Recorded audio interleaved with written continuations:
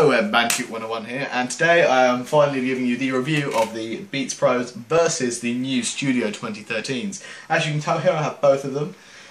Yeah, so we have the new 2013 Studios in black, obviously very shiny, plasticky design. And next to them we have the Beats Pros, but these obviously by Dr. Dre, and then the non-monster edition, as I said a lot in my last video. So I'm going to do a direct comparison. Firstly, we're going to look at the pros of having the pros of having the pros. Anyway, the pros of having the pros. For a start, we have better bass. They have a larger driver of 60mm compared to the 40 in the studio. So a larger driver does mean, better bass, does really kick in more. The treble is also much better, reverberates better, and I think overall the bass and treble is far superior in the pros. You've also got to notice that they are more equalizerable, so you can reduce the bass, increase the treble, increase the mids if you want for better vocals. So you can equalise them to whatever style of music you're listening to and make sure they sound better for that specifically. Another pro is the headband. I've considered is more comfortable. It's much squishier and it is leather, so it fits on your head better and doesn't hurt when you're lying down or standing up or sitting down wearing these. Another thing is the durability. These are brushed gunmetal aluminium. They are very strong. I've had no issues with durability. The only thing I've managed to do is have a slight dent on my ear cup, but they are very solid. You feel like you can bend them around. They're really strong. Don't think you're going to break them anytime soon unless you're intentionally trying to do so. With the old Studios, I did manage to break them, and there's very similar material to the new ones, so I think, having this material is probably less durable and you might possibly break them in sooner than you would the pros anyway, but they do still feel quite sturdy. But overall I'm going to have to give the durability and the majority of the sound quality to the pros. Other things are the cables that comes with this. You're looking at a very thick, like a tangle-free cable with an extension cord which can, stretch out. Also another control mic cable, so you've got virtually the same cables, however one is slightly thicker and untangleable, so I believe cables you're probably looking at slightly better quality with the pros.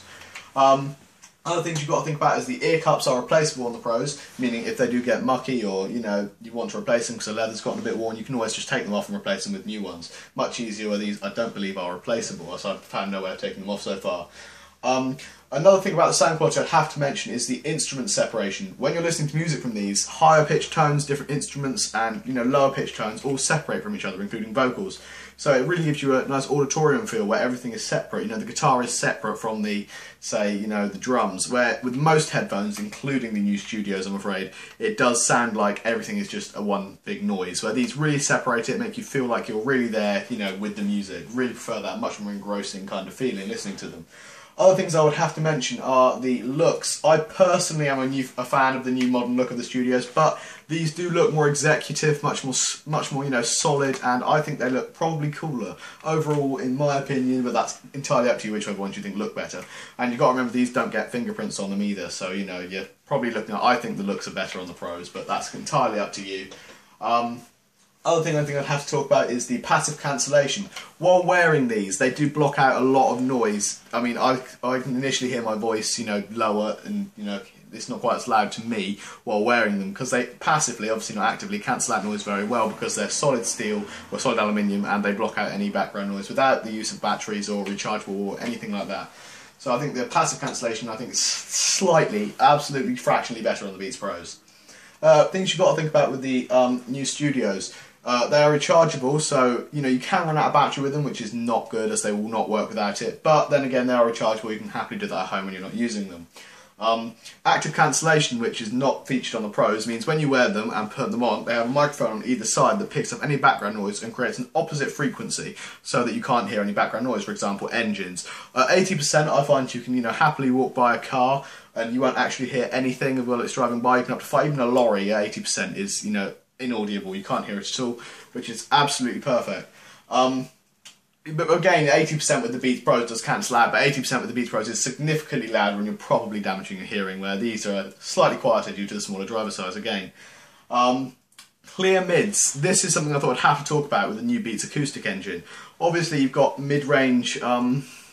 The mid-range of these headphones is fantastic. The vocals are absolutely phenomenal. The new magnet system and the new acoustic engine really does show with these. The bass and treble is still there. It's very good. It does sound very high quality. I mean, not quite like the Pros, unfortunately.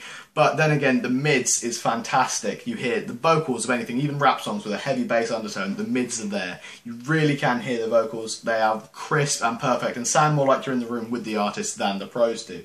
However, it isn't quite as enveloping because you haven't got the bass and treble. You do, but it isn't quite as overpowering like it is with these. But that, again, up to you. Depends on what type of music you're listening to. Do you want to hear, you know, heavy bass and high notes, or do you really want to hear the vocals? So, depending on what music you're listening to, for example, if you're listening to dubstep, you'd probably be better off with the Pros because they separate better. Or if you're listening to something like, you know, light rap, where you don't want to hear the bass as much, you're probably better off with these because you can hear the words and really understand it. And it's fantastic mids. I've got to give it to them. They've outdone the Pros on mids this time. Very impressed with that.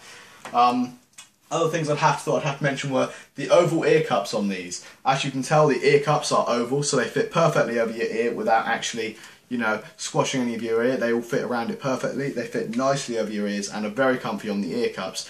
Again, with this Pros, you're looking at, you know, round ear cups, which do not completely, you know, encompass your ear. I mean, the top half and all of your ear up to the earlobe is in them. However, they still count as over-ear headphones. However, I feel the ear cups are slightly more comfortable on the Beats Studios. Obviously, this is a 2013 edition, so I thought they're more comfortable on the Beats Studios. The headband, I find, again, is more comfortable on these, but, you know, it depends what you want. Do you want comfy ears, or do you want comfy, you know, headband? I personally, this is personal preference again, because I know there's a lot of complaints about the comfort of the Pros. I've got quite a big and solid head, and I personally find the Pros slightly more comfortable, I think, because I'm more used to wearing them, I guess. I might get used to these yet, because I've only had them a week or 4 days or whatever, but personally I find these maybe not quite as comfy on the ears, but you can't feel them on your head because of the wider and softer headband. So I think, you know, overall I'm going to give it to the Pros for comfort.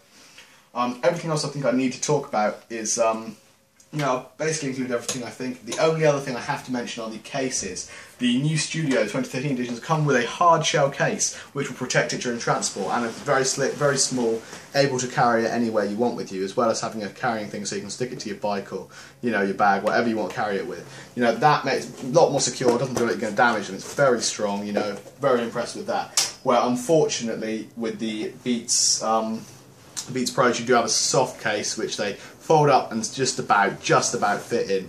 I find this, you know, a bit, you know, useless because I don't want to squash them while they're in it for a start, and it just don't feel like it's going to protect them. I agree that they don't really need protecting with the very strong shell they've got. However, I would have, with headphones that expensive, I would like a hard shell carrying case, so I plan on using them out and about. That's kind of why I bought the Studios, I guess, was for outdoor use, and the Pros for in my studio while I'm playing around with all my music and my games. That's about all I think I have to say for today. Overall, I would probably recommend the Pros. This is my personal preference. I'm not that into mids. I really like the bass and I really like the treble. I really like the instrument separation.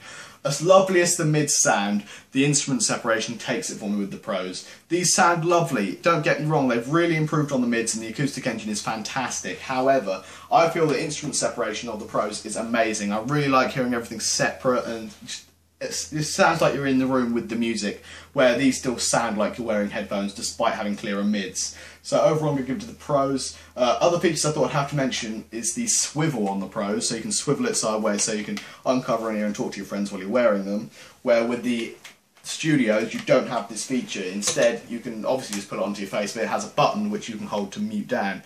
I personally prefer the mute button, however I knew this isn't achievable with the Pros, as they are solid headphones with no, you know, engine in them really. They are just the, you know what I mean, can't mute them because they're not powered or anything like that. They are powered sheerly off the device, and I personally prefer not having to charge them or put batteries in them as well. I prefer just my device powering them. I admit they drain battery quicker, but I do prefer the fact that I don't have to recharge them. I can just recharge my phone, or preferably my computer or laptop, whatever I'm powering them off of.